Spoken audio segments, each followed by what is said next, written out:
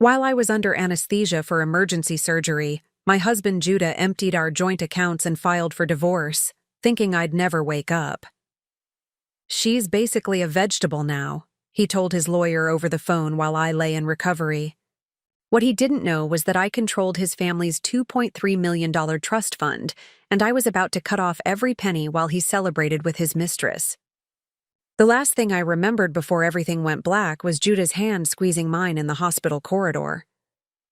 "I'll be right here when you wake up, Robin," he whispered, his voice thick with what I thought was concern. Before we jump back in, tell us where you're tuning in from, and if this story touches you, make sure you're subscribed, because tomorrow I've saved something extra special for you. "The doctors say it's a routine procedure, but I know you're scared." His wedding ring caught the fluorescent light as he brushed a strand of hair from my forehead. 22 years of marriage, and I still felt that flutter when he touched me like that. The emergency appendectomy had come out of nowhere. What started as mild stomach discomfort during our Saturday morning coffee had escalated into excruciating pain by noon. Judah had driven me to Mercy General himself, holding my hand through each contraction of agony, whispering reassurances as the medical team wheeled me toward the operating room. "Mrs. Blackwood," Dr. Martinez had explained, "your appendix is severely inflamed. We need to operate immediately to prevent rupture. It's a standard procedure, but given the inflammation level, you'll likely be under anesthesia longer than usual, possibly several hours." I'd nodded through the pain, grateful that Judah was handling all the paperwork, the insurance details, the medical decisions. As the anesthesia mask descended over my face, his was the last face I saw, etched with what appeared to be genuine worry. But consciousness returned not to Judah's concerned face, but to the sterile brightness of a recovery room and the sound of his voice drifting through the partially open door. Not the voice of a worried husband, but something else entirely. "No, Emma, she's still out cold," he was saying, his tone casual, almost cheerful. "The surgeon said she had complications, internal bleeding. She's been unconscious for 3 days now, and honestly, the doctors aren't optimistic." My body felt like lead, my throat raw from the breathing tube, but my mind was crystal clear. Emma. I knew that name. Emma Sinclair, the paralegal from Judah's law firm. The woman who'd been working late with him for months. The one who'd been calling our house at odd hours with urgent case questions. "I know, baby, I know," Judah continued, his voice moving closer to my door. "Look, the divorce papers are already filed. I told my lawyer that Robin had been showing signs of dementia for months before the surgery. Memory loss, confusion, inability to handle finances. It'll be easy to prove she's mentally incompetent." My heart monitor must have betrayed my shock, because a nurse appeared almost immediately, checking my vitals with practiced efficiency. "Mrs. Blackwood, can you hear me? You've been unconscious for several days following complications from your appendectomy." Several days. The words hit me like ice water. I tried to speak, but only a croak emerged from my damaged throat. "Don't try to talk yet." The nurse, whose badge read Sophie Chen. "No. Wait." Sophie Martinez soothed. "Your husband has been here constantly. He's just stepped out to make some calls." Some calls. I closed my eyes, processing what I'd overheard. Divorce papers. Mental incompetence. Emma. The pieces began forming a horrifying picture, but I needed to be sure. I needed to understand the full scope of what was happening. When Sophie left, I strained to hear more of Judah's conversation. He'd moved farther down the hall, but his voice carried. "The joint accounts are cleaned out," he was saying. "Business account, savings, even her inheritance fund from her parents. I moved everything to the Cayman account yesterday." She signed all the transfer authorizations months ago. Well, I signed them, but who's going to question a husband managing his vegetative wife's finances? My inheritance. My parents had left me nearly $400,000 when they died in that car accident 5 years ago. Money I'd planned to use for our retirement, for the children we'd never been able to have, for the life we'd built together. Money that was apparently now sitting in an offshore account. By the time she wakes up, if she wakes up, I'll already be in Costa Rica with the new identity Henderson set up, Judah continued. The beauty of it is, even if she recovers, she'll have nothing. No money, no house. I'm selling it tomorrow, and no credibility. A brain-damaged woman claiming her devoted husband stole her money? Please. The casual cruelty in his voice was like nothing I'd ever heard from the man I'd shared a bed with for over 2 decades. This wasn't a crime of passion or desperation. This was calculated, methodical, planned. But as I lay there, fury building beneath my physical weakness, I realized Judah had made one crucial miscalculation. One oversight that would prove to be his downfall. The Blackwood Family Trust. Judah's grandfather, old Nathaniel Blackwood, had established the trust in 1987 when Judah was just starting law school.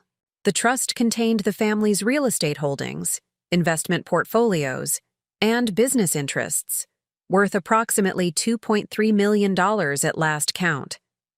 Nathaniel had been very specific about the trust's management.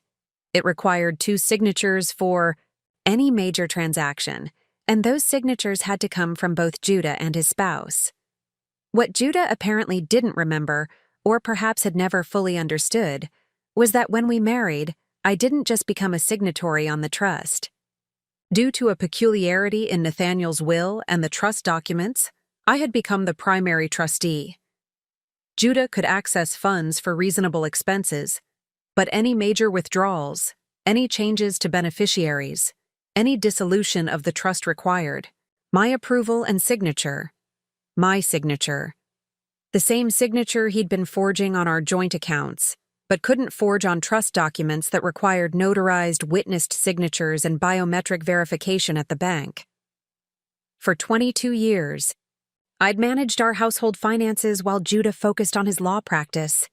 I'd balanced our books, managed our investments, and yes, I'd quietly overseen the trust that provided a significant portion of our comfortable lifestyle. The monthly distributions from the trust paid our mortgage, funded our vacations, and supplemented Judah's income from his small-town law practice.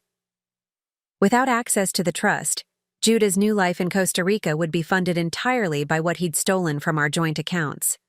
Substantial, but not enough for the lifestyle he was clearly planning.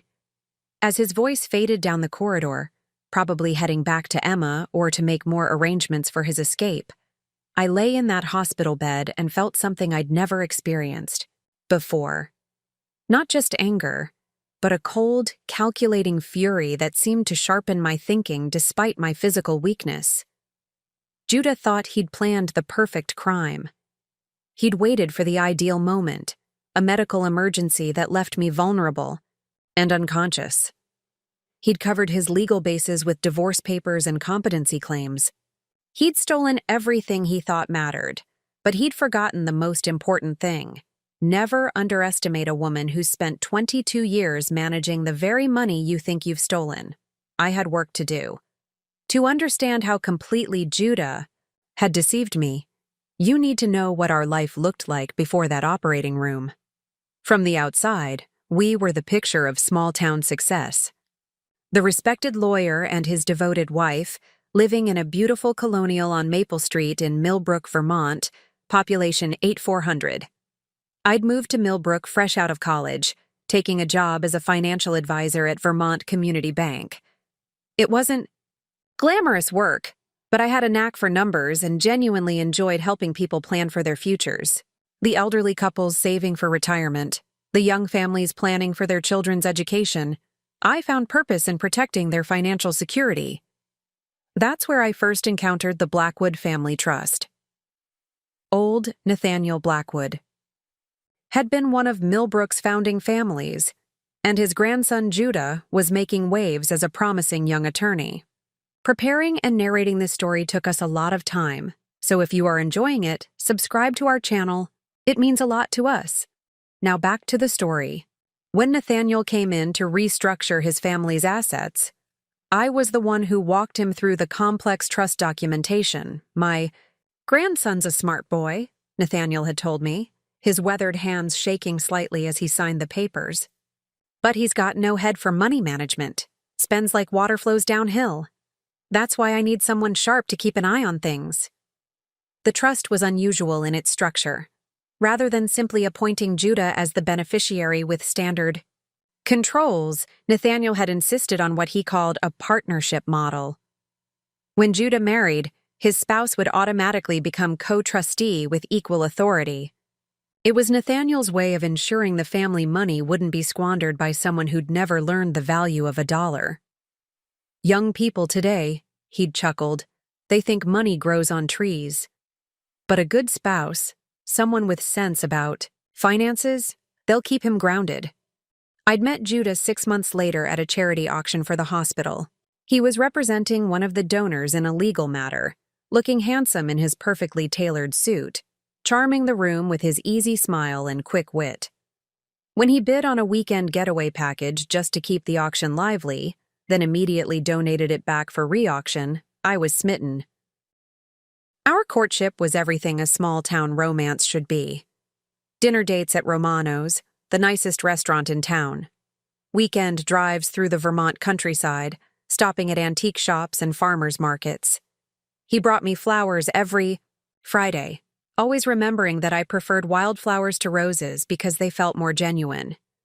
"You're not like other women I've dated," he told me on our 3rd month together, as we walked along the river behind the old mill. "You're grounded, real. You understand what matters in life." What I thought mattered, apparently, was building a life together. When Judah proposed on Christmas Eve, in front of my parents' fireplace, I believed I'd found my forever person. The far man who would hold my hand through whatever life brought us. Our wedding was small but perfect.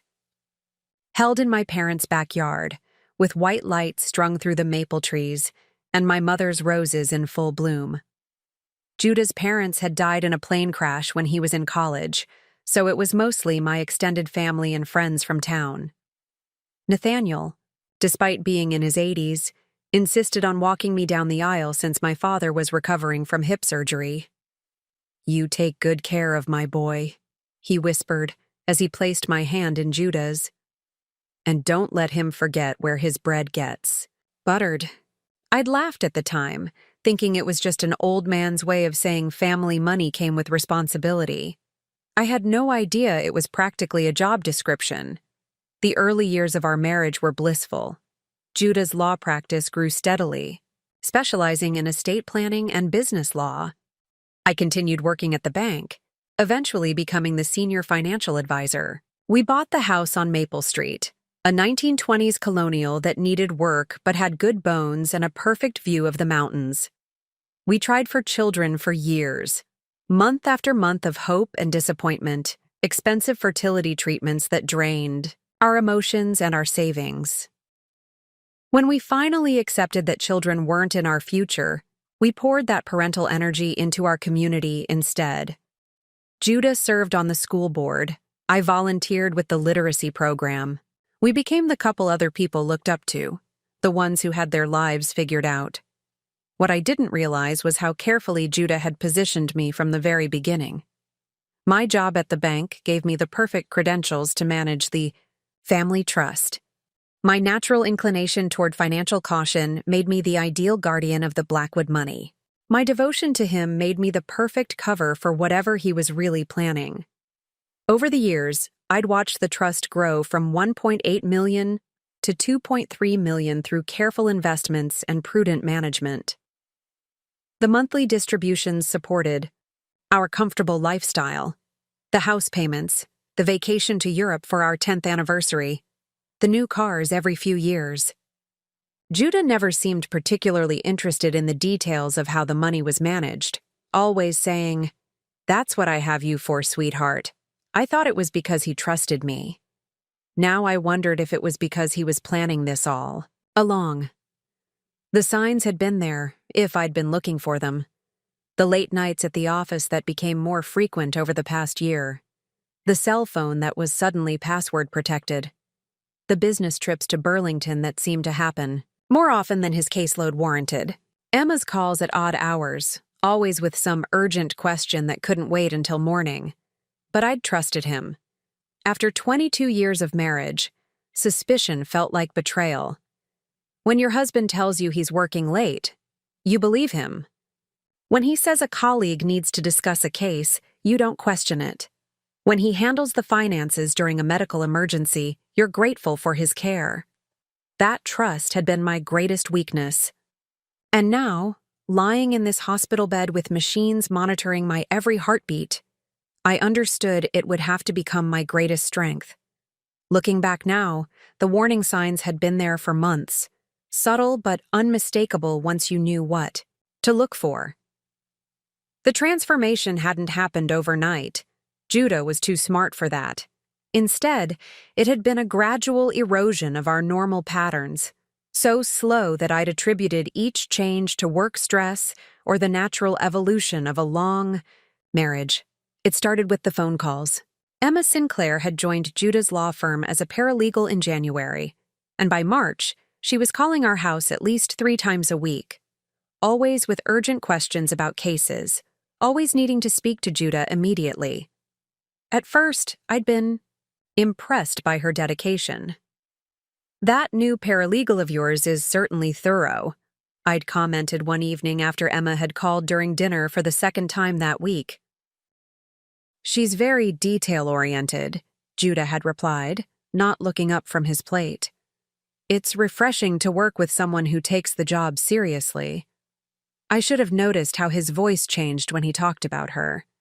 Should have paid attention to the way he'd started combing his hair differently, updating his wardrobe with more expensive suits. Should have questioned why he suddenly needed to work so many evenings and weekends.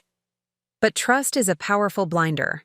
When you've been married for over 20 years, you don't automatically assume your husband is lying when he says he needs to review depositions at the office. You don't question why he's suddenly protective of his phone, or why he started showering immediately when he comes home from work. The financial changes were more subtle, but, in retrospect, more telling. In April, Judah had casually mentioned that we should consolidate our accounts to make banking easier. "Too many different statements to keep track of," he'd said. "Why don't we move everything into the joint account at First National? It'll simplify our taxes."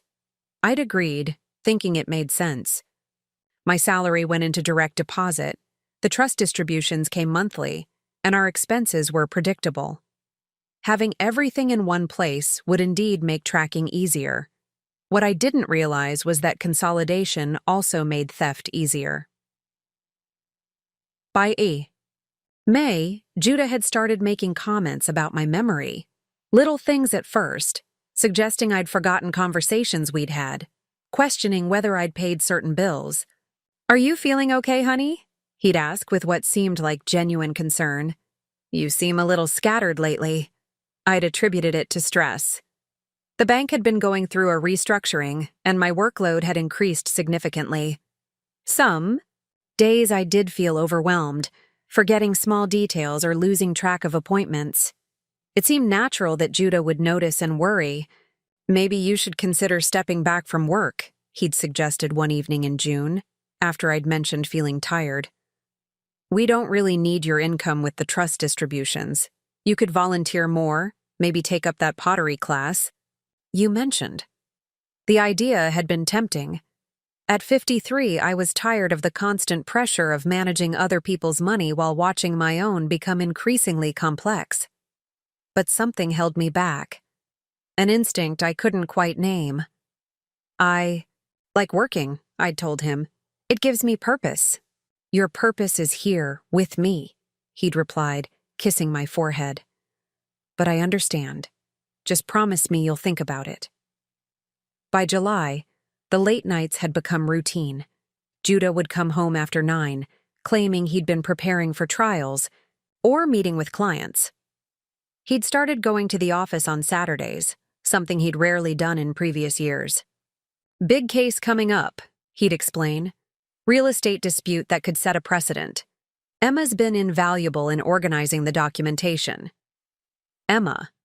Always Emma. I'd started to feel like a third wheel in conversations about my husband's work life. Emma had suggested this legal strategy. Emma had found this obscure precedent. Emma had stayed late to help with that brief. When do I get to meet this legal superstar? I'd asked one evening, trying to keep my tone light. Oh, you know how it is, Judah had said dismissively. Work relationships and personal relationships don't really mix. Besides, she's pretty focused on her career. Not much time for socializing. In August, things escalated. Judah started receiving phone calls that he'd take in private, stepping out onto the porch or into his home office with the door closed. When I'd ask about them later, he'd dismiss them as client consultations or discussions with other attorneys. Attorney-client privilege, he'd say with a smile that didn't reach his eyes. You know I can't discuss the details. But these calls came at odd hours. Early morning, late evening, sometimes during dinner. And they left him energized in a way I hadn't seen in years. He'd come back from these conversations with a spring in his step, sometimes humming under his breath. The physical changes were perhaps the most obvious, though I'd been too trusting to see them clearly. Judah had always been reasonably fit, but suddenly he was going to the gym regularly, updating his wardrobe, even considering cosmetic dentistry to whiten his teeth. Just want to look professional for my clients, he'd explained when I'd complimented his new appearance. Image matters in law. But the man who'd worn the same cologne for 20 years suddenly switched to something more expensive. The man who'd been content with department store shirts was now shopping at boutiques. The man who'd gotten the same haircut for decades was experimenting with different styles. In September, just 2 months before my surgery, Judah had made what I now realize was his most telling comment. We'd been discussing our retirement plans over dinner when he'd said, almost casually, You know, Robin, you should probably update your will.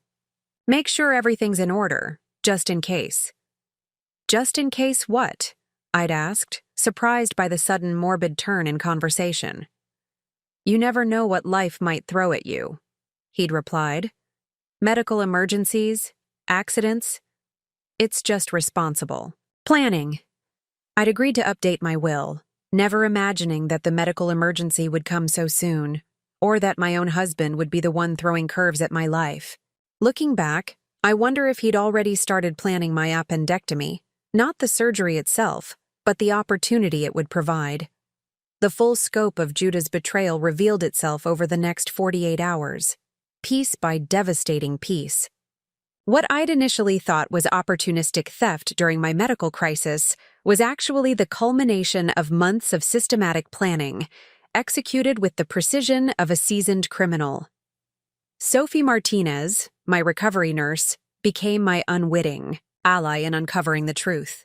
She was naturally chatty, the kind of person who filled silence with conversation, and her observations about my devoted husband painted a picture that made my blood run cold.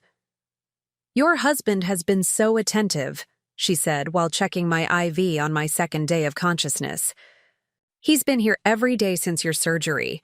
Though it's odd, he always seems to time his visits around shift changes, almost like he doesn't want the same nurses seeing him too often. That comment stuck with me. Judah was methodical about everything, from his legal cases to his morning routine. Random timing wasn't his style. Has he been here today? I asked, my voice still raspy from the breathing tube. Oh yes, early this morning around 6. He brought fresh clothes and said he'd be back this evening. Mentioned he had some important appointments in Burlington today. Sophie adjusted my pillows with practiced efficiency. Real estate agents, he said. Something about preparing your house for when you're ready to come home. Real estate agents. The words hit me like a physical blow. In my weakened state, I must have shown my shock, because Sophie immediately checked my monitors. Are you feeling dizzy? Should I call Dr. Martinez? No, I managed. Just tired. But I wasn't tired. I was calculating. If Judah was meeting with real estate agents, he wasn't preparing our house for my recovery. He was preparing to sell it. Just as he'd mentioned in that phone call with Emma about liquidating everything before disappearing to Costa Rica. That afternoon, when Sophie thought I was napping, I overheard her conversation with another nurse at the station just outside my room.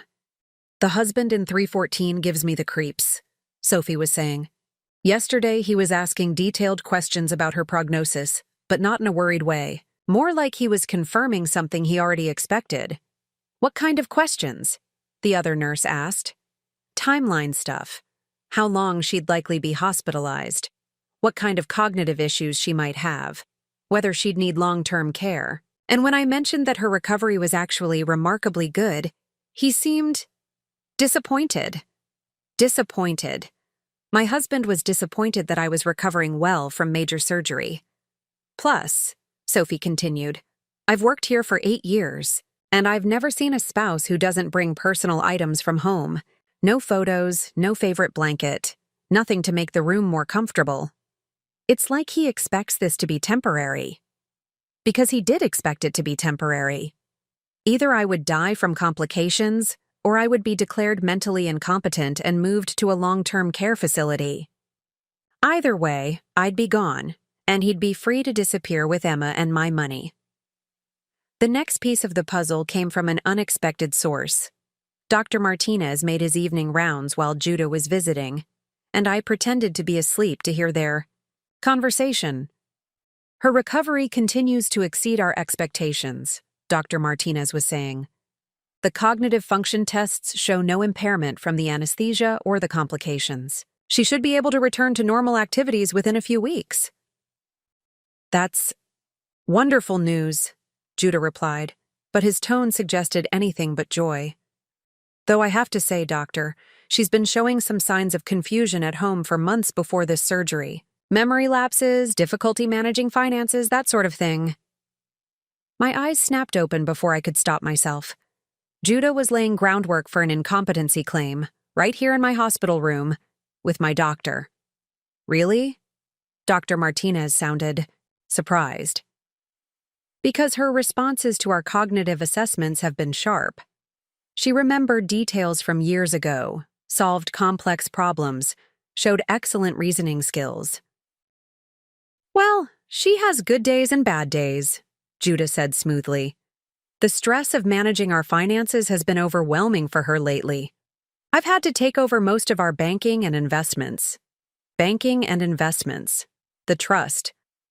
Suddenly, I understood why he'd been so eager to have me step back from work, so insistent on consolidating our accounts. He'd been positioning himself as my financial caretaker, establishing a pattern that would support his claims of my incompetence. Dr. Martinez's response was professional, but cooler. "We'll continue monitoring her cognitive function, of course. But from what I've observed, Mrs. Blackwood's mental acuity appears completely normal." After they left, I lay in the darkness processing what I'd learned. Judah hadn't just stolen my money and planned to abandon me. He'd been systematically undermining my credibility for months, creating a narrative of mental decline that would discredit anything I might say after he was gone. The financial picture became clearer the next morning when I managed to access my phone while Sophie was helping another patient. The text messages were devastating. Alerts from our bank about large withdrawals, transfer confirmations, and finally, the most damning message of all: account closure completed. Remaining balance transferred as requested. $400,000 from my parents' inheritance. Gone. $120,000 from our joint savings. Gone. $53,000 from my retirement account. Gone.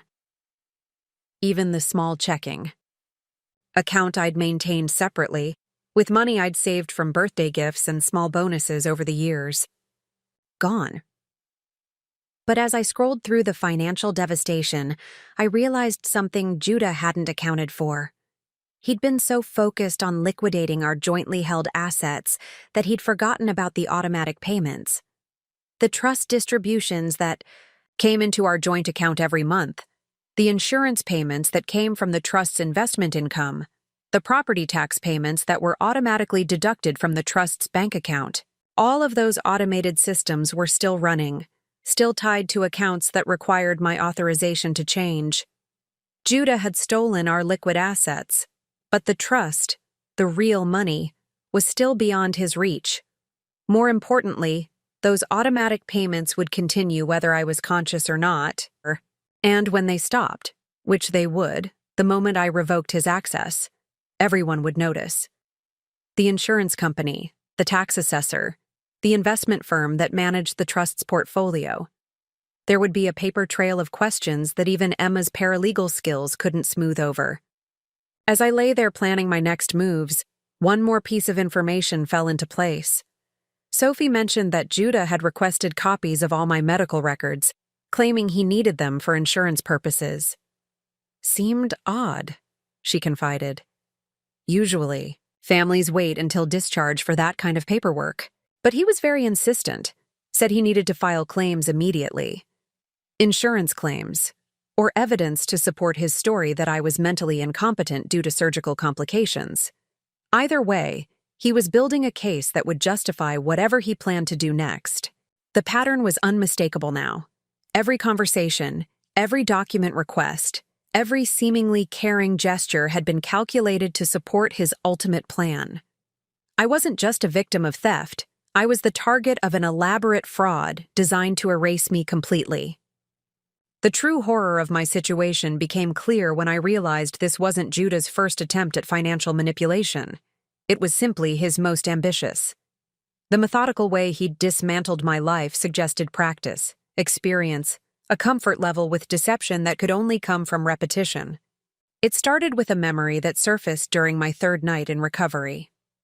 Unable to sleep, my mind wandering through years of marriage, I remembered something that had seemed insignificant at the time. 3 years ago, Judah had briefly dated a woman named Catherine Mills before we'd met. She'd moved to Millbrook after her divorce, and Judah had helped her with some legal matters. Their relationship had lasted about 8 months. Catherine had left town abruptly, and when I'd asked Judah about it, he'd been dismissive. She couldn't handle small-town life, he'd said. Went back to Boston where she belonged. But now I remembered something else. Catherine had been a successful real estate investor with significant assets. She'd moved to Millbrook specifically because she'd inherited property here from a distant relative. The coincidence felt too convenient now. A wealthy woman, new to town, no local connections, requiring legal help. Exactly the kind of vulnerable target Judah would find attractive.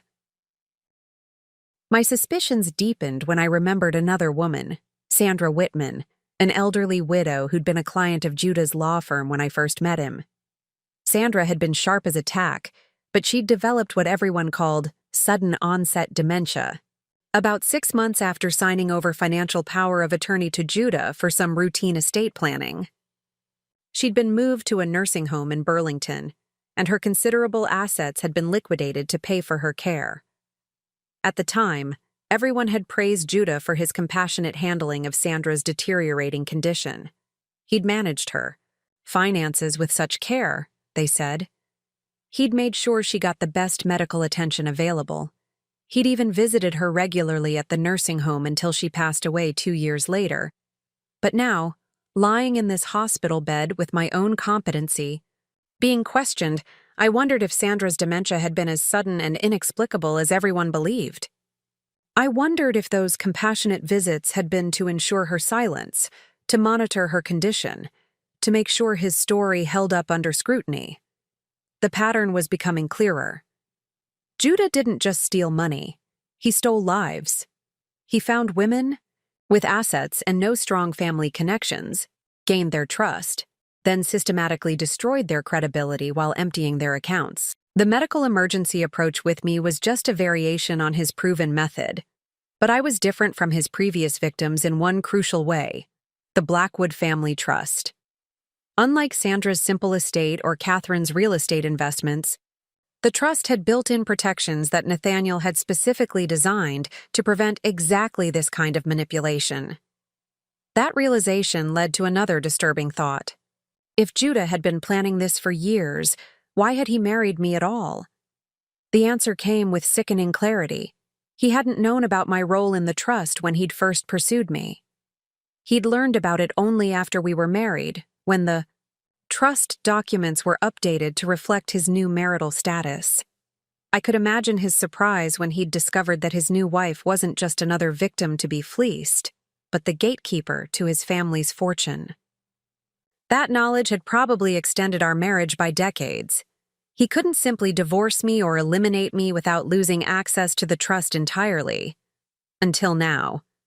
With me supposedly brain-damaged and incompetent, he could argue that the trust needed new management.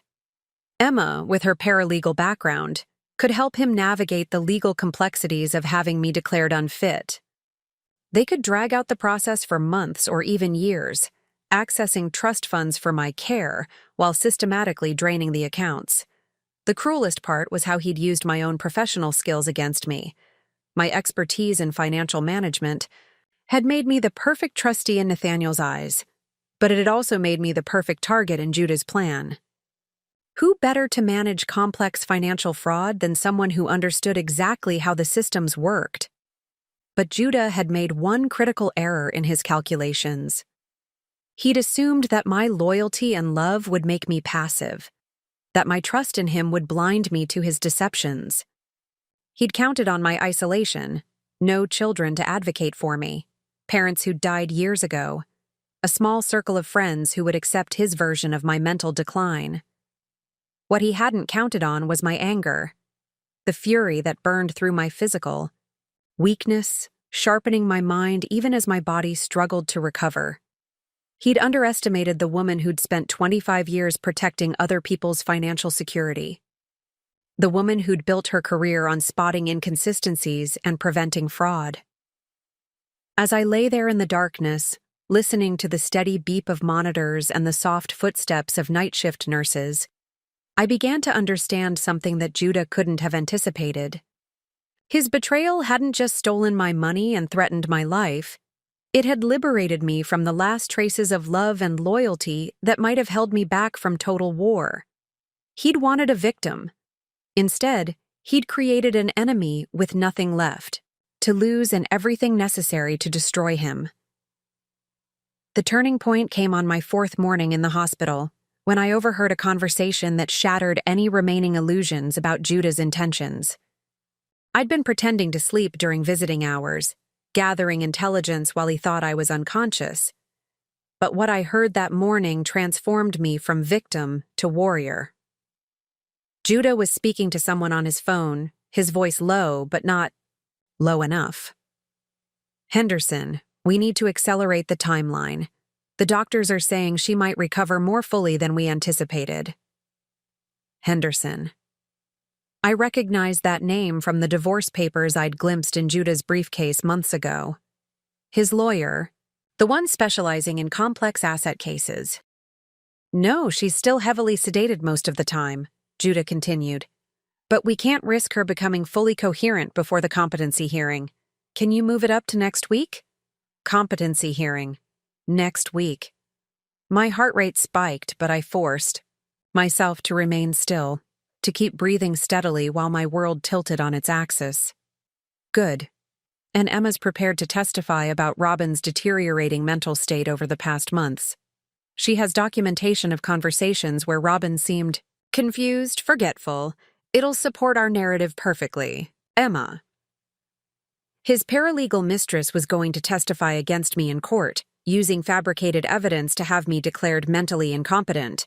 The woman he was planning to run away with was also helping him steal my life in the most methodical way possible. "The house closing is set for Friday," Judah went on. "I told the buyers it was an estate sale. Widow needed to relocate for medical care. They didn't ask many questions, especially at that price. Our house. The home where I'd planted a garden every spring for 20 years, where I'd dreamed of growing old with the man I loved. He was selling it at a discount to ensure a quick sale, probably telling people I was already dead, or as good as dead. Trust funds will be more complicated, I know, but once she's declared incompetent, I'll be appointed as her financial guardian." From there, it's just a matter of demonstrating that the trust assets need to be liquidated for her long-term care expenses. That's when I understood the full scope of his plan. He wasn't just stealing what we had, he was positioning himself to control the $2.3 million trust indefinitely. He would have me declared incompetent, then systematically drain the trust over months or years, claiming it was all for my care while I was locked away in some facility, probably heavily medicated, to prevent me from contradicting his story. "Costa Rica can wait," he said, his voice taking on a satisfied tone. "This is bigger than we originally planned. We're talking about generational wealth, not just a quick score." The casual way he discussed destroying my life, the businesslike tone as he planned to imprison me and steal everything I'd worked for, ignited something inside me that I'd never felt before. Not anger. Anger was too small a word for what burned through me in that moment. It was rage refined into purpose, fury crystallized into deadly focus. I waited until Judah left for his lunch meeting with the real estate agents before I made my move. Sophie was changing my IV when I finally spoke with full clarity for the first time since waking up. "Sophie, I need your help, and I need you to listen very carefully to what I'm about to tell you." She looked surprised by the strength in my voice, the alertness in my eyes. "Mrs. Blackwood, you seem much more present today." "I've been present for days," I said. "I've been pretending to be more sedated than I am because I needed to understand what my husband was planning. And what he's planning is going to destroy me unless I stop him first." Sophie's professional demeanor shifted to concern. "I don't understand. Your husband has been very devoted, very concerned about your welfare. My husband is planning to have me declared mentally incompetent so he can steal my family's trust fund and disappear with his mistress. He's selling our house while I'm lying here. He's scheduled a competency hearing for next week, and he's coaching witnesses to lie about my mental state." The words tumbled out, each one sharp and clear and undeniable. Sophie's expression moved, from confusion to shock to something approaching belief as I laid out the evidence I'd gathered over the past few days. "I need you to help me contact my bank," I continued. "I need to make some phone calls that Judah can't know about. And I need to do it before he comes back from his meeting." Sophie hesitated, clearly torn between professional protocol and what she was hearing. "Mrs. Blackwood, these are serious accusations. Maybe we should involve the hospital social worker or call the police. The police will want proof, and by the time I gather enough evidence to convince them, Judah will have succeeded. The competency hearing is next week. Once I'm declared incompetent, everything I say will be dismissed as the ravings of a brain-damaged woman." I reached out and grasped her hand with strength that surprised us both. "Sophie, I spent 25 years helping people protect their money from exactly this kind of fraud. Trust me when I tell you that time is the only advantage I have right now. Help me use it." Something in my voice, or perhaps the clarity in my eyes, convinced her. She nodded slowly. "What do you need me to do?" With Sophie's help, I began what would become the most crucial planning session of my life. We had maybe 2 hours before Judah returned from his real estate meeting, and I needed to use every minute to establish the foundation for my counterattack. "First, I need to understand exactly what assets he's accessed," I told Sophie as she helped me sit up properly for the first time in days.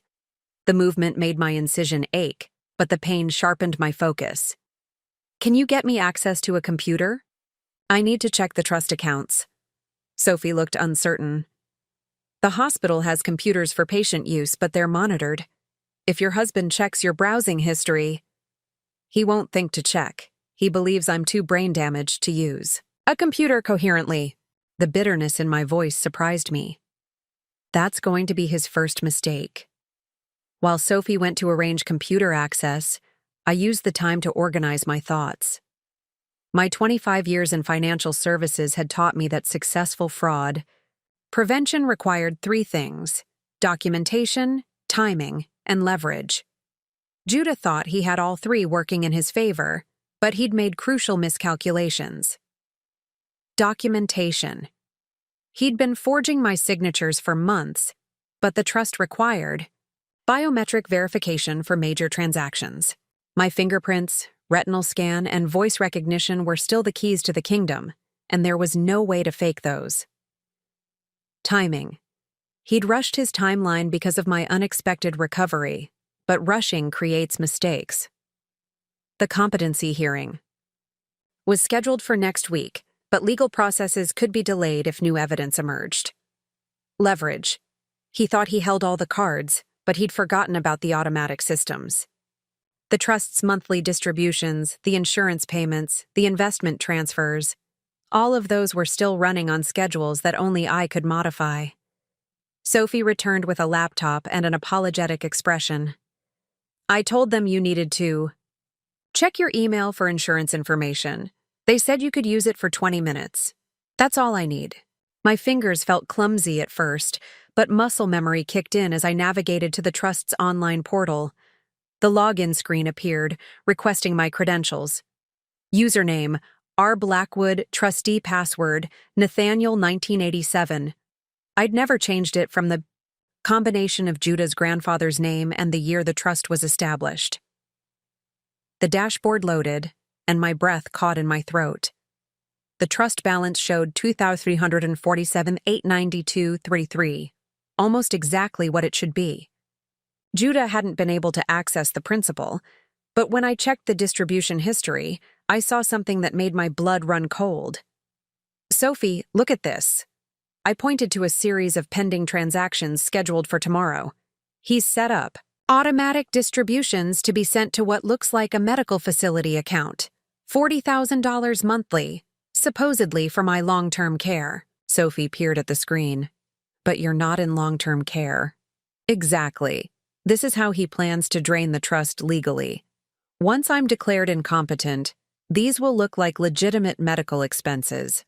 $40,000 a month would empty the trust in less than 5 years. I scrolled through more screens, my financial training taking over despite my physical weakness. The picture became clearer with each click. Judah had been extraordinarily thorough in his preparation. He'd established relationships with a private care facility in Burlington, complete with medical staff who would presumably support his narrative about my condition. He'd prepared legal documents that would give him broad discretionary power over my care and finances. He'd even arranged for Emma to have legal access to certain accounts as my patient advocate. This is incredible, I murmured, part horrified and part impressed by the sophistication of his fraud. He's not just stealing money. He's creating an entire false reality where I'm permanently incapacitated and he's my heroic caregiver. But as I dug deeper into the trust's security settings, I found my first real advantage. Nathaniel had been paranoid about financial fraud, probably because he'd seen what happened to other wealthy families. The trust had features that even I had forgotten about. Emergency protocols that could lock down all accounts if suspicious activity was detected. Sophie, I need to make a phone call to the trust's administrator. Her name is Jean Patterson, and she's worked with this family for 30 years. She knew Nathaniel personally, and she knows me. Jean Patterson answered on the second ring, her familiar voice immediately concerned when she heard my shaky greeting. Robin? My goodness, I heard about your surgery from Judah. How are you feeling? Jean, I need your help with something urgent, and I need you to listen carefully without asking questions until I'm finished.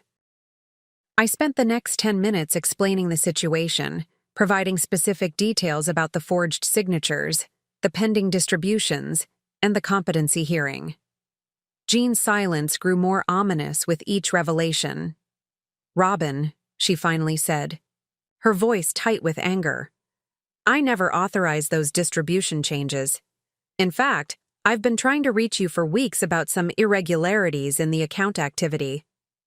What kind of irregularities? Signature verification requests that didn't match our records.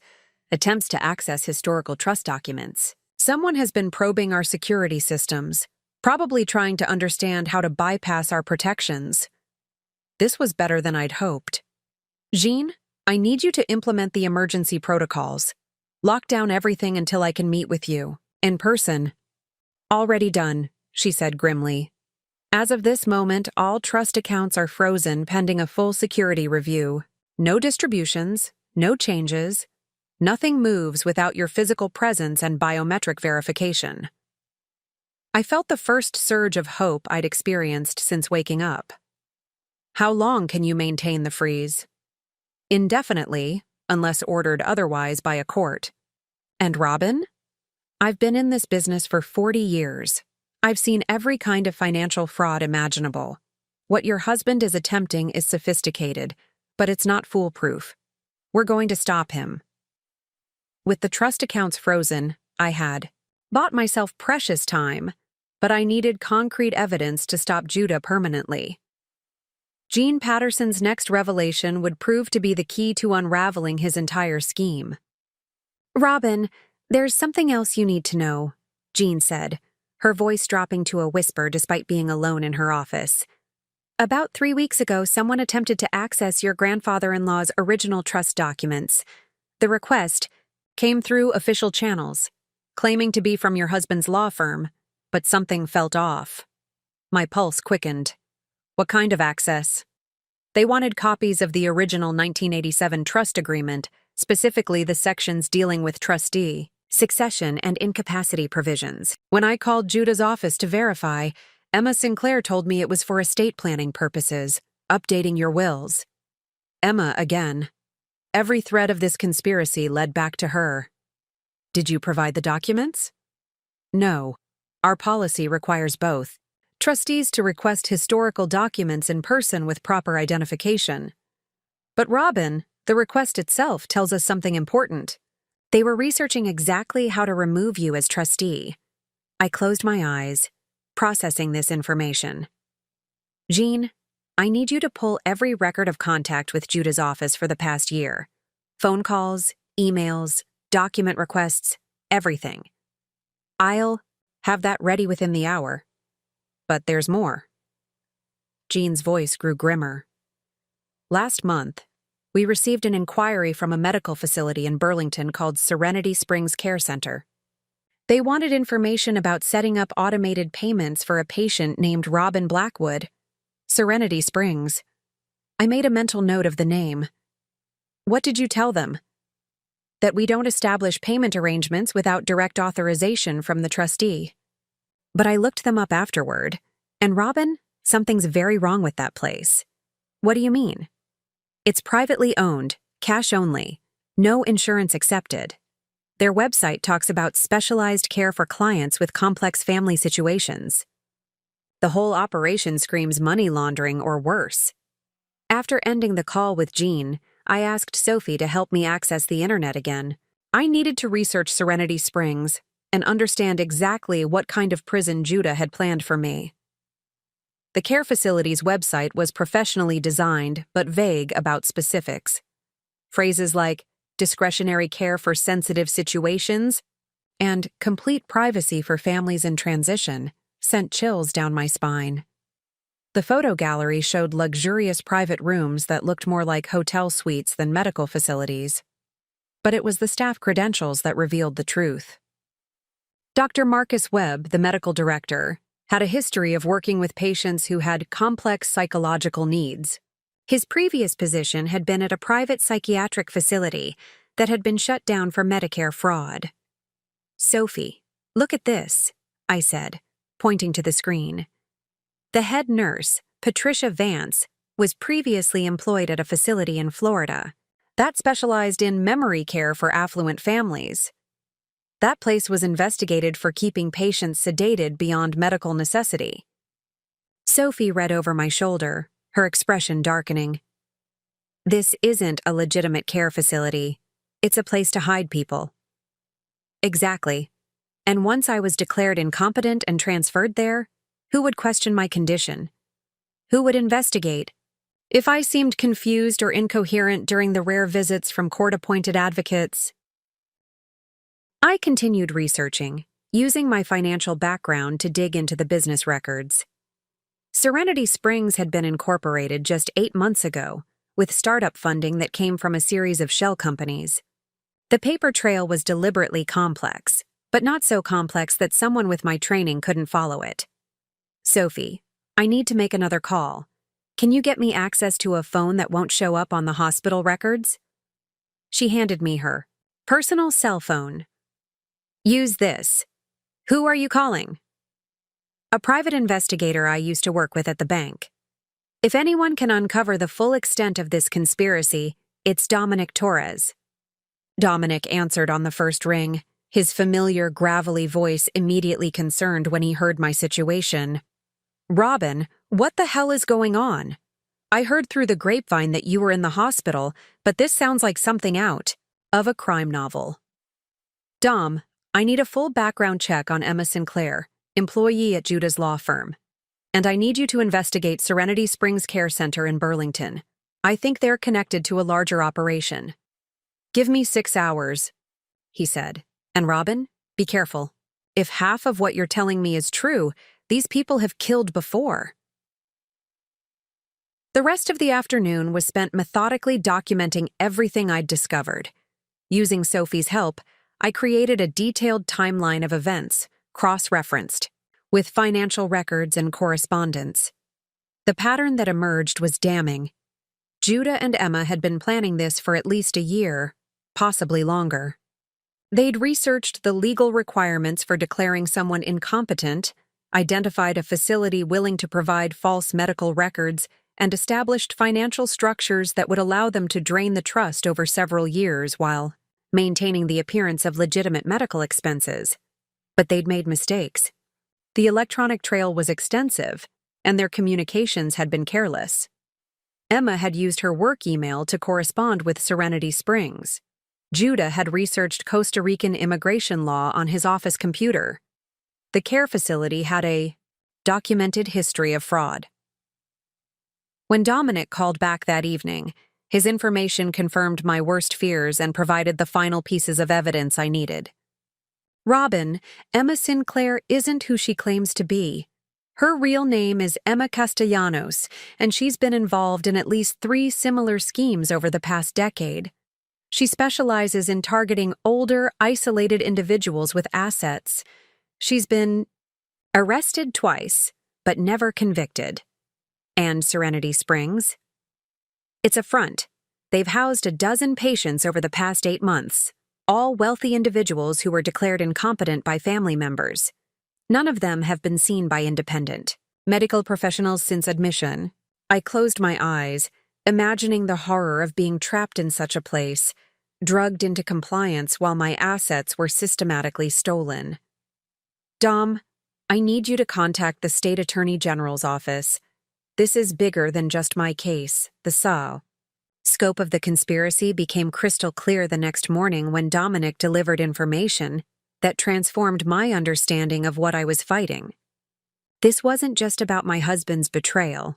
It was about a sophisticated criminal network that had been operating for years. Robin, you need to hear this, Dominic said during our early morning call, his voice grim with the weight of what he'd uncovered. Emma Castellanos, your husband's paralegal, has been running this same con for over a decade. She's not working alone, and Judah isn't her first lawyer accomplice.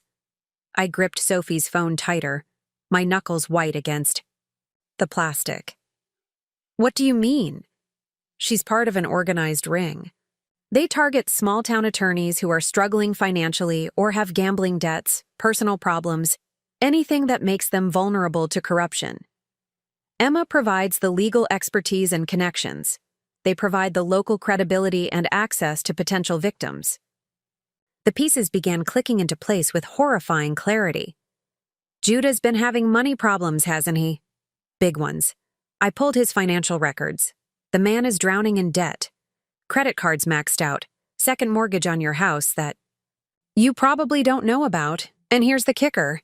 He owes serious money to some very unpleasant people in Burlington. The kind who break kneecaps when you don't pay up. That explained so much. The stress I'd attributed to work pressures, the late nights I'd thought were about building his practice, The lifestyle inflation that had seemed gradual but was actually desperate attempts to maintain appearances while drowning financially. Emma didn't just seduce him romantically, Dominic continued. She offered him a lifeline when he was about to lose everything. All he had to do was identify potential targets and provide legal cover for the operation. How many others have there been? In Vermont alone? At least 6 that I can confirm. Catherine Mills, the woman who left town so suddenly 3 years ago? She didn't leave voluntarily. She's been a patient at a facility in New Hampshire ever since, declared incompetent after a mysterious decline in mental health. Her assets have been slowly liquidated to pay for her care. My stomach turned. And Sandra Whitman? Dead 2 years ago, just like you thought. But not from natural causes. The facility where she was being held had 3 other patients die, within 6 months of each other, all from similar circumstances. The state investigated, but couldn't prove anything conclusive. I closed my eyes, processing the magnitude of what I was hearing. These weren't just financial crimes. They were systematic destruction of lives, imprisonment of innocent people, possibly even murder. Dom, who's running this operation? That's where it gets interesting. The network appears to be coordinated by someone calling themselves the administrator. We haven't identified them yet, but they provide the infrastructure, the fake care facilities, the corrupt medical staff, the legal documentation, the offshore accounts. Emma and her lawyer accomplices are just field operatives. This revelation changed everything. I wasn't just fighting for my own freedom and assets. I was potentially the key to bringing down an entire criminal enterprise. There's more, Dominic said. I've been in contact with investigators in 3 other states where similar patterns have emerged. New Hampshire, Maine, and Connecticut all have cases that match this profile. We're talking about potentially dozens of victims and millions of dollars in stolen assets. What about the authorities? Surely someone has noticed the pattern? That's the brilliant part of their operation. Each case appears isolated, handled in different jurisdictions by different courts. The victims are portrayed as tragic cases of age-related mental decline or medical complications. Their family members, the perpetrators, appear to be devoted caregivers dealing with difficult situations. I thought about how convincing Judah had been in his conversations with Dr. Martinez. How naturally he'd slipped into the role of concerned husband dealing with his wife's deteriorating condition. How many judges had he fooled with similar performances? But, Robin, here's our opportunity, Dominic continued, his voice taking on an excited edge. You're the first victim who woke up before the process was complete. You're the first one who can provide testimony about the premeditation, the planning, the entire scope of the operation. What do you need from me? Everything, every conversation. You overheard. Every document you've seen, every detail about the trust manipulation. But more importantly, we need to coordinate with law enforcement before Judah realizes his plan has been compromised. That afternoon, Sophie helped me prepare for what would be the most important conversation of my life. Federal investigators, working with state attorneys general from multiple jurisdictions, were assembling a task force to investigate the network. My case would be their entry point into the larger conspiracy. But first, I needed to ensure my own safety.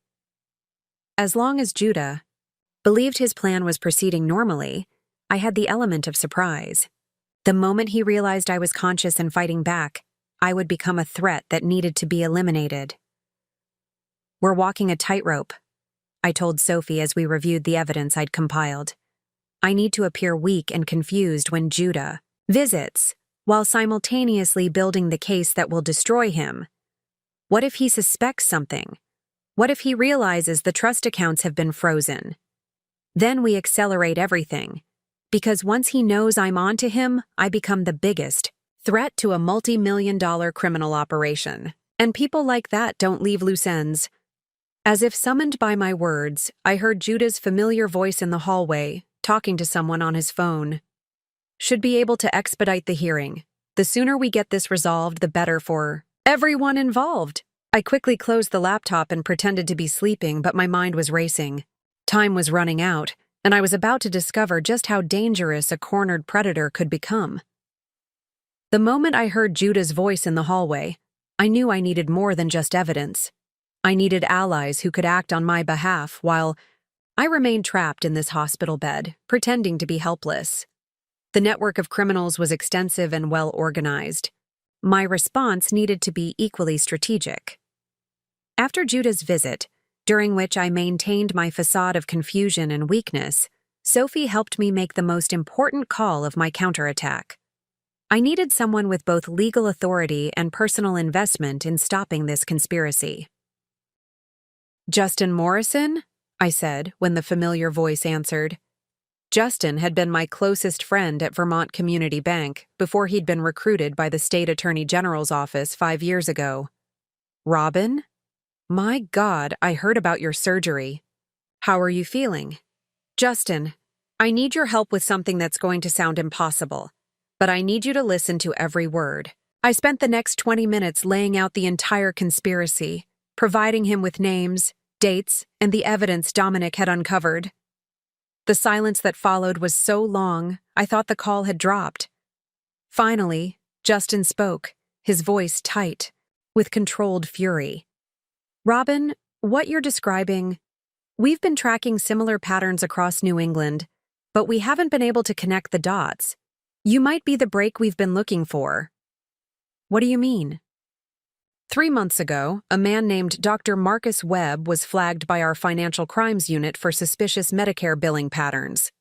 The same Dr. Webb who runs your Serenity Springs facility.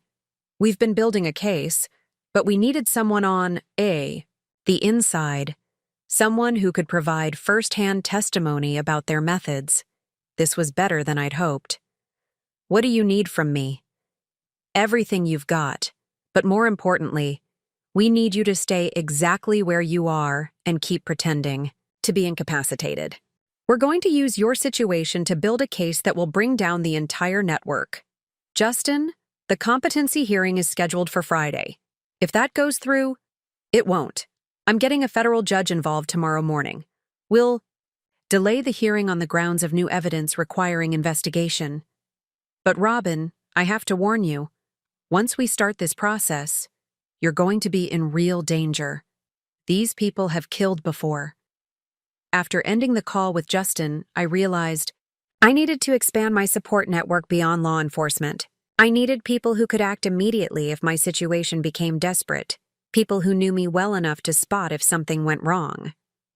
Sophie had become my primary ally, but she was limited by hospital protocols. I needed someone with more freedom of movement, someone who could coordinate with the authorities while monitoring my safety. "Sophie, I need to contact my neighbor, Mrs. Eleanor Brennan." Mrs. Brennan was 78 years old, sharp as a tack, and had been watching our house and collecting our mail since my hospitalization. More importantly, she was a retired prosecutor who'd spent 30 years putting criminals behind bars. Mrs. Brennan answered her phone with her characteristic briskness. "Robin, dear, how are you feeling? That husband of yours says you're having some cognitive difficulties, but you sound perfectly clear to me. Mrs. Brennan, I need to tell you something in strict confidence, and I need your help." I explained the situation, knowing that her legal background would help her understand the implications immediately. "That son of a bitch," she said when I finished, her refined demeanor cracking to reveal the prosecutor underneath. I knew something was off when he started asking me detailed questions about your daily routines last month. Said he was worried about your memory, but it felt like he was gathering intelligence. "What kind of questions?" "When you left for work, when you came home, whether you had visitors, if you'd been acting strangely." I thought he was being a concerned husband, but now I realize he was mapping your vulnerabilities. Mrs. Brennan agreed to coordinate with Justin's office and serve as my eyes and ears in the neighborhood. More importantly, she would monitor any suspicious activity around our house and report anything unusual to the authorities. My next call was to my former supervisor at the bank, Tom Williams. Tom had been promoted to regional manager and had connections throughout the financial services industry. If Judah and Emma were operating across multiple states, their activities would eventually show up in banking records. Tom, I need you to put out some quiet inquiries through your network.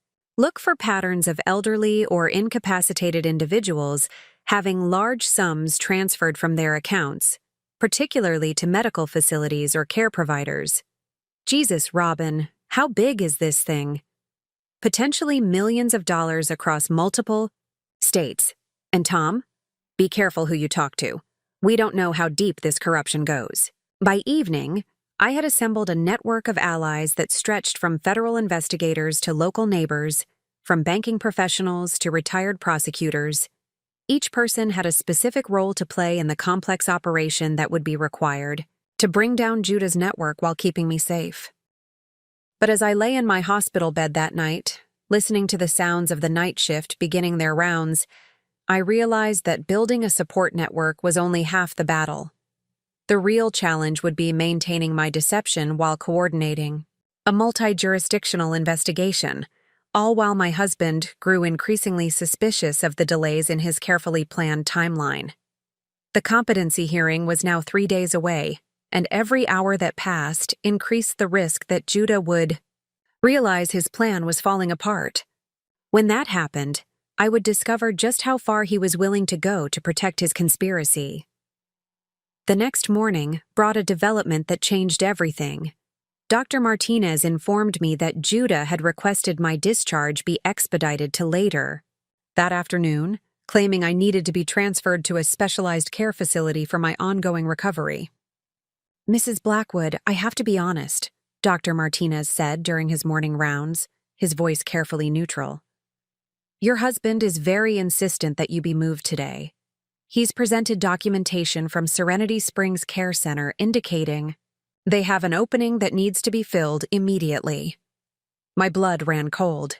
Judah was accelerating his timeline, probably because he'd noticed delays in the trust distributions or had grown suspicious of other factors. Once I was moved to Serenity Springs, I would be completely under his control, drugged into compliance and cut off from any allies.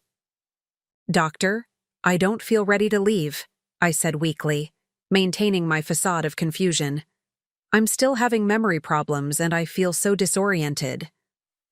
That's exactly why your husband feels the specialized facility would be better equipped to help you, Dr. Martinez replied. But I caught something in his eyes. Doubt, perhaps even suspicion about Judah's eagerness to move me. The moment Dr. Martinez left, I called Justin Morrison on Sophie's phone. They're trying to move me today.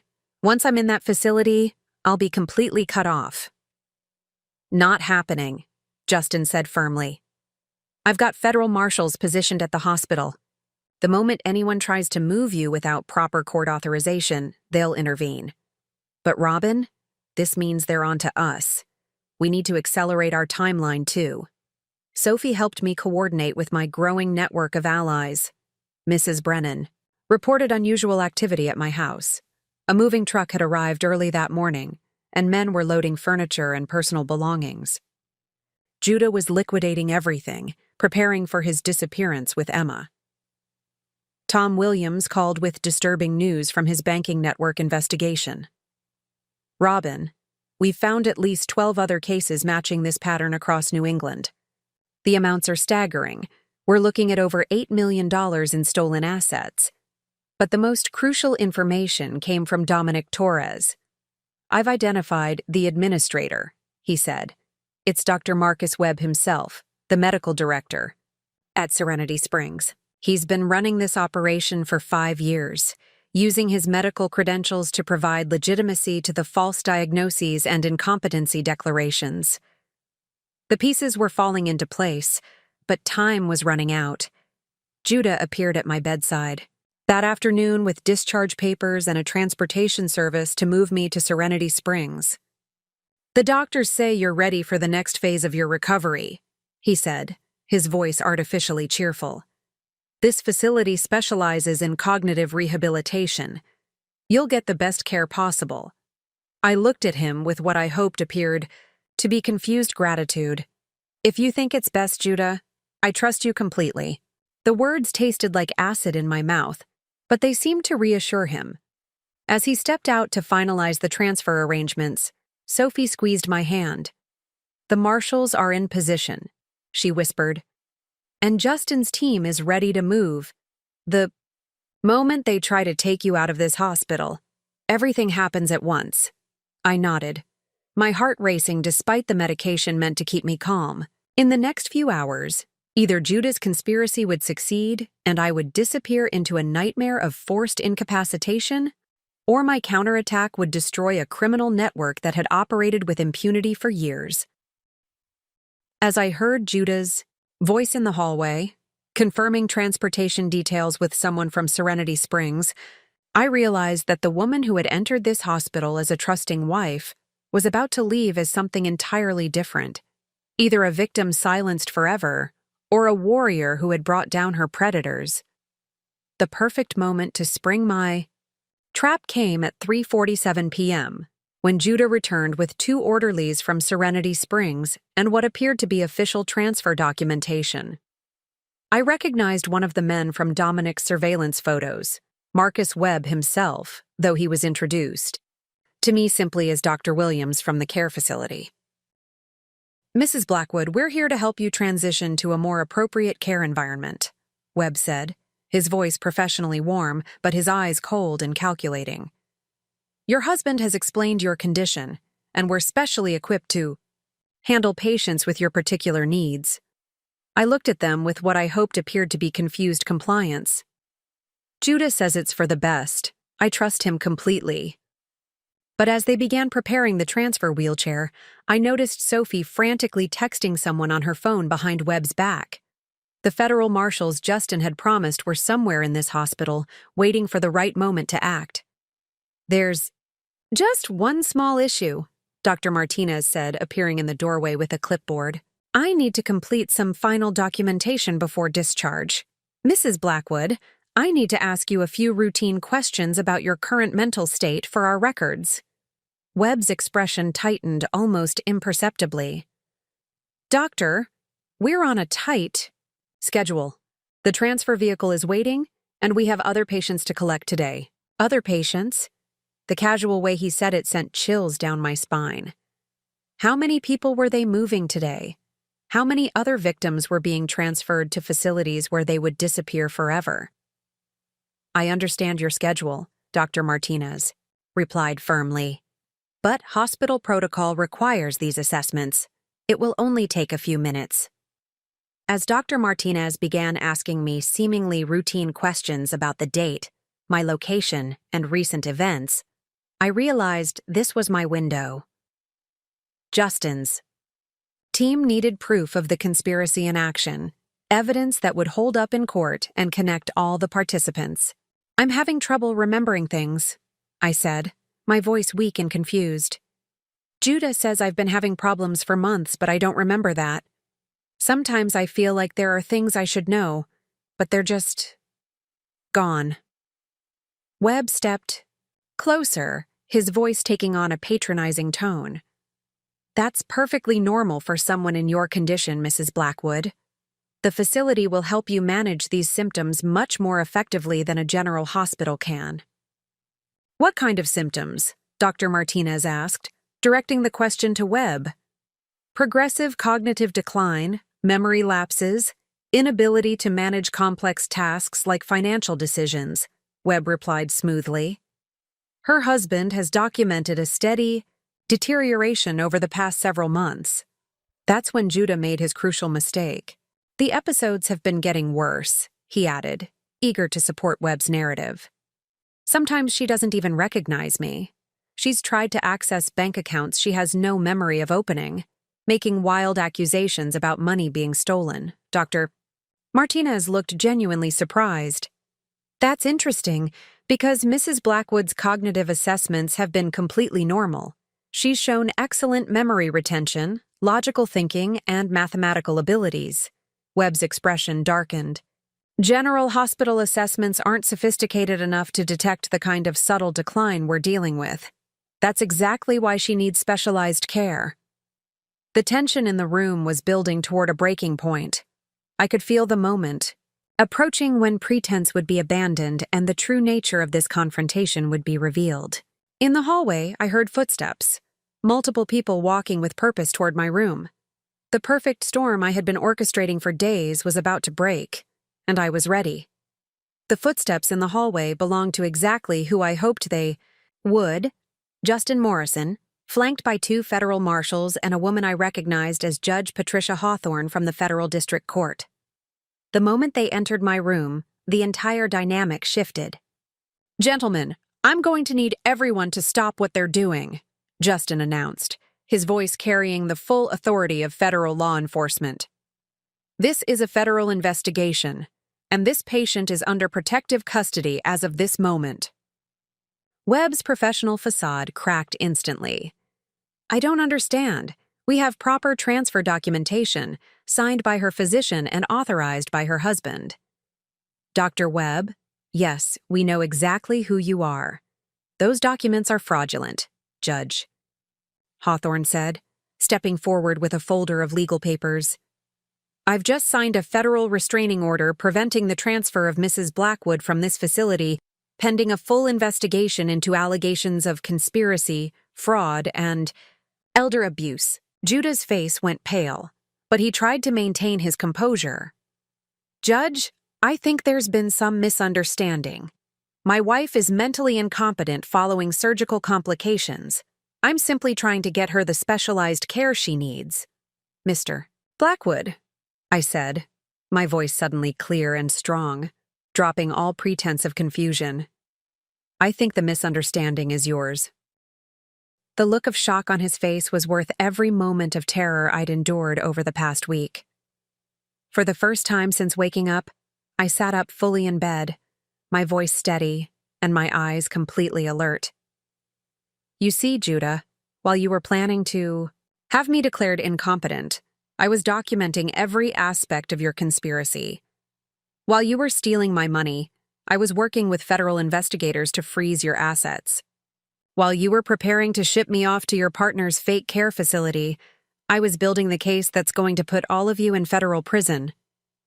Webb made a move toward the door, but the federal marshals were already in position. "Dr. Marcus Webb, you're under arrest for conspiracy to commit fraud, elder abuse, and violation of federal racketeering statutes. And Emma Castellanos, also known as Emma Sinclair," Justin continued as another team of agents appeared with a woman in handcuffs. "You're under arrest for the same charges, plus identity fraud and conspiracy to commit murder in the deaths of 3 patients at facilities you operated in other states." Emma's carefully constructed facade completely dissolved. "This is impossible. She was supposed to be brain damaged. She was supposed to be incapacitated." "That's the thing about underestimating people," I said, looking directly at her. "Sometimes the person you think is helpless turns out to be the one with all the power."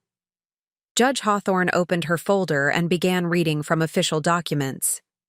"Based on evidence provided by Mrs. Robin Blackwood and a multi-state investigation, coordinated by federal authorities, I'm issuing immediate freezing orders on all assets associated with the Serenity Springs network, arrest warrants for 17 individuals across 4 states, and protective custody orders for 11 victims currently being held at various facilities."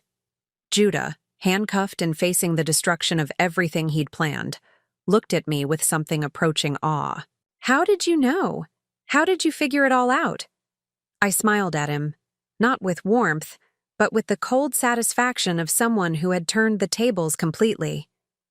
25 years of protecting people's money from criminals like you. You should have done your homework better. The legal foundation I'd built over the past week was about to bring down an entire criminal empire. With the arrests made and the immediate threat neutralized, the real work of dismantling the criminal network began.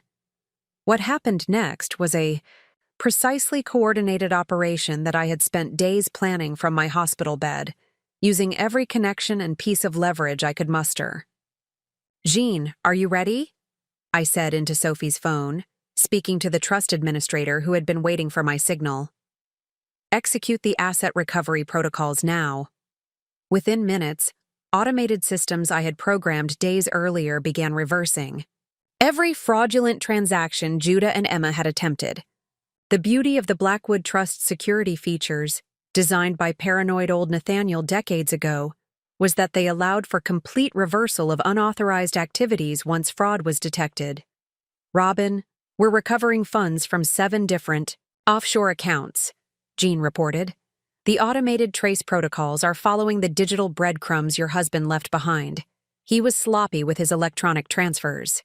But the financial recovery was only part of my execution plan. Justin, Morrison coordinated with law enforcement agencies across 4 states to simultaneously raid the other facilities in the network. By evening, federal agents were rescuing victims who had been drugged and imprisoned for months or even years. The woman you knew as Catherine Mills is alive, Justin told me during his evening update. She's been held at a facility in New Hampshire for 3 years, but she's coherent and able to testify. Her assets were slowly being drained, just like they planned to do with yours. The scope of the recoveries was staggering. 11 victims were rescued from various facilities, with ages ranging from 52 to 87. The total amount of stolen assets exceeded $12 million across the network, but perhaps the most satisfying part of my execution was what happened to Emma's carefully constructed identity. Dominic Torres had worked with federal investigators to trace her real background, and what they found was a career criminal who had been operating under multiple identities for over 15 years. Emma Castellanos, real name Maria Elena Vasquez, has outstanding warrants in 3 other states, Dominic reported. She's been running variations of this con since she was 25 years old. The paralegal credentials were fake, the references were fabricated. Even her relationship history with previous lawyers was part of an elaborate long-term fraud. As for Judah, the man I had loved and trusted for 22 years was revealed to be something I never could have imagined. His financial desperation had made him vulnerable to recruitment, but his willingness to participate in the systematic destruction of innocent lives showed a moral bankruptcy that went far beyond simple greed. The gambling debts were real, Justin explained as we reviewed the evidence. He owed over $200,000 to some very dangerous people. Emma offered him a way out, but it required him to identify potential victims and provide legal cover for the operation. The house sale I had been dreading was immediately halted by federal court order. All proceeds from fraudulent transactions were frozen and marked for return to victims. Even the furniture and personal belongings that had been removed that morning were recovered and returned. By the end of the day, what had begun as a personal betrayal had become the foundation for the largest elder fraud prosecution in Vermont's history. The quiet accountant who was supposed to disappear into a drugged oblivion had instead orchestrated the downfall of an entire criminal enterprise. The execution was flawless, methodical, and absolutely devastating to those who had underestimated. In fact, the most satisfying moment came when I watched Judah realize the full scope of what had happened to him. As federal agents led him away in handcuffs, the magnitude of his miscalculations became clear, and his confident facade crumbled completely. "Wait," he said, stopping in the hospital corridor as the reality hit him. "The trust accounts. You couldn't have accessed those. I had all the passwords, all the authorization codes." I smiled from my hospital bed, finally able to drop the last pretense of weakness. "Judah, you never understood how the trust actually worked. You assumed that because you were the beneficiary, you had control. But Nathaniel was smarter than both of us. I wasn't just a co-trustee. I was the primary trustee with override authority." The blood drained from his face as he processed what that meant. "Every transaction you tried to authorize over the past week required my biometric confirmation," I continued. "Every attempt to access the historical documents, every effort to set up those automated distributions to Serenity Springs, all of it created alerts that went directly to Jean Patterson, who then contacted me. Emma, being led away by a separate team of agents, turned back toward my room with pure hatred in her eyes. "You ruined everything! Years of planning, Millions of dollars, dozens of operations across multiple states. That's right, I said, my voice carrying clearly down the hallway. I ruined everything. And I did it while you thought I was too brain damaged to remember my own name. But the trap I'd set went deeper than just catching the criminals. In the days that followed, as federal investigators dug into the network's operations, they discovered that my case had been the keystone holding up a much larger criminal enterprise. My cooperation and the evidence I'd gathered became the foundation for prosecutions that would span several years. Dr. Webb, facing federal charges that could result in life imprisonment, began cooperating with authorities within days of his arrest. His testimony revealed the full scope of the operation. Over 50 facilities across 10 states, more than 200 victims, and a network of corrupt lawyers, medical professionals, and financial advisors who had been systematically preying on vulnerable people for over a decade. You were supposed to be victim number 201, Justin told me during one of our debriefing sessions. Instead, you became the witness who brought down the entire operation. The personal satisfaction of watching my betrayers face justice was immense, but it was overshadowed by something even more important: the knowledge that my actions had saved lives. Catherine Mills, who I'd thought had simply left town years ago, was rescued from a New Hampshire facility where she'd been drugged into compliance for 3 years. Sandra Whitman's death was reclassified as a homicide, and her estate was restored to her rightful heirs. But perhaps the most poetic justice came when the assets seized from the criminal network were used to create a victim compensation fund. The money that Judah, Emma, and their accomplices had stolen was returned not just to their victims, but used to establish support services for other survivors of financial elder abuse. As I watched the news coverage of the arrests, I realized something profound. They had tried to erase me, to make me disappear into their system of exploitation and abuse. Instead, I had erased them, dismantling their entire operation from the inside out. The hunters had become the hunted, and the trap had been perfect. 6 months later, I sat in a federal courtroom watching as the final sentences were handed down. The trials had been swift and decisive, with overwhelming evidence and multiple cooperating witnesses ensuring that justice was served with remarkable efficiency. Judge Hawthorne looked down at Judah from her bench, her voice carrying the weight of institutional authority. Mr. Blackwood, you have been found guilty on 17 federal charges including conspiracy, elder abuse, fraud, and racketeering. Given the scope of this criminal enterprise and your role in targeting the most vulnerable members of our society, I sentence you to 25 years in federal prison without the possibility of parole. 25 years. At 57, Judah would be over 80 when he was released. If he lived that long. The man who had planned to steal my life and disappear to Costa Rica would instead spend the remainder of his productive years in a federal penitentiary. Emma, or Maria Elena Vasquez as her true identity had been established, received an even harsher sentence. 32 years, Judge Hawthorne announced. As the architect and coordinator of this criminal network, your sentence reflects not only the crimes we can prove, but the decades of devastation you have inflicted on innocent people. Dr. Marcus Webb, who had cooperated extensively with federal investigators, received 15 years. His cooperation had been crucial in identifying and rescuing victims and in unraveling the network's financial structures, but Judge Hawthorne made it clear that his medical oath made his betrayal particularly egregious. You used your medical credentials to provide legitimacy to a system of imprisonment and abuse, she told him. The trust that society places in medical professionals makes your crimes especially heinous. As the sentences were read, I felt a complex mix of emotions. There was satisfaction, certainly. The knowledge that justice had been served and that these predators could never again destroy innocent lives. But there was also sadness for the person I had been before all this began, the woman who had trusted completely and loved without reservation. The financial restitution was comprehensive. The Blackwood Trust was fully restored, with all attempted transfers reversed and additional penalties assessed against the criminal network. My personal accounts were replenished not just to their original levels, but with substantial damages awarded by the federal court. More importantly, the victim compensation fund established from the seized criminal assets had grown to over $15 million.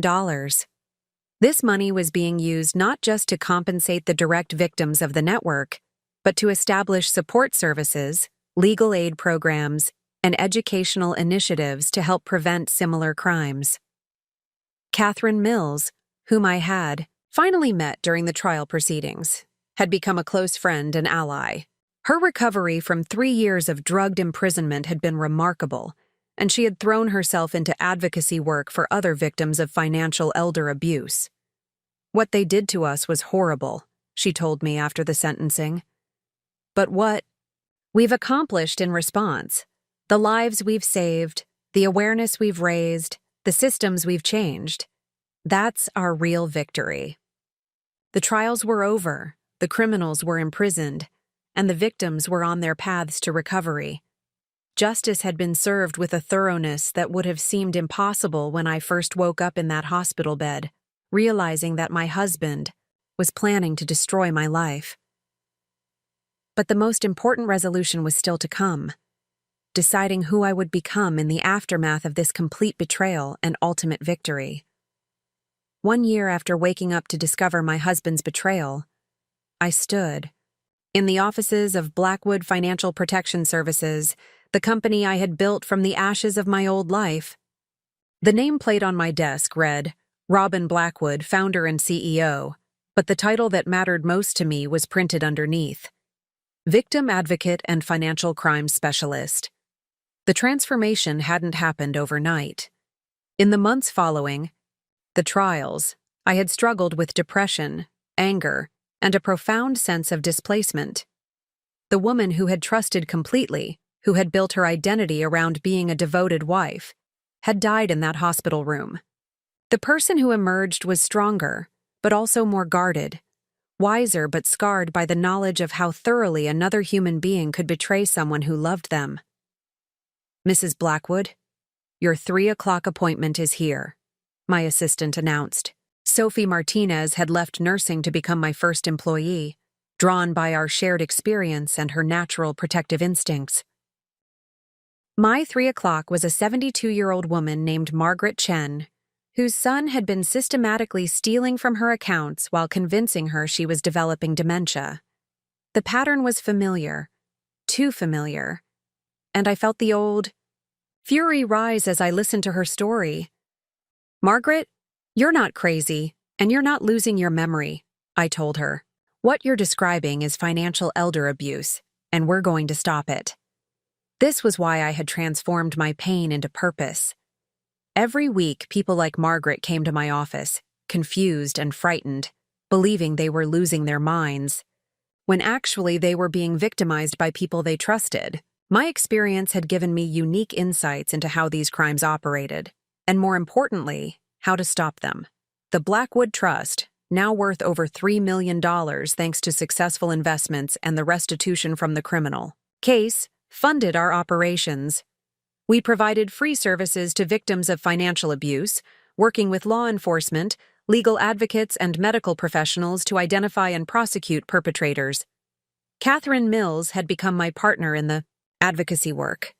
Her recovery from years of imprisonment had been inspiring, and together we had testified before Congress about the need for stronger protections for vulnerable adults. Our work had resulted in new federal legislation that closed many of the loopholes that criminals like Emma and Webb had exploited. "You know what the best part is?" Catherine said during one of our evening planning sessions. "They thought they were destroying us, but instead they created the two people most qualified to destroy them." She was right. My 25 years in financial services, combined with first-hand experience of sophisticated fraud schemes, had made me uniquely qualified to identify and prevent these crimes. What Judah and Emma had meant as my destruction became the foundation for protecting hundreds of other potential victims. The house on Maple Street had been sold, and I'd moved to a smaller place outside of town. I didn't need the large colonial anymore. It had been designed for a life I would never live again. My new home was practical, secure, and most importantly, truly mine. I had learned something profound in that hospital bed. Sometimes the person you become after betrayal is stronger, more purposeful, and more valuable to the world than the person you were before. They had tried to erase Robin Blackwood, the trusting wife. Instead, up next, you've got 2 more standout stories right on your screen. If this one hit the mark, you won't want to pass these up. Just click and check them out. And don't forget to subscribe and turn on the notification bell so you don't miss any upload from us.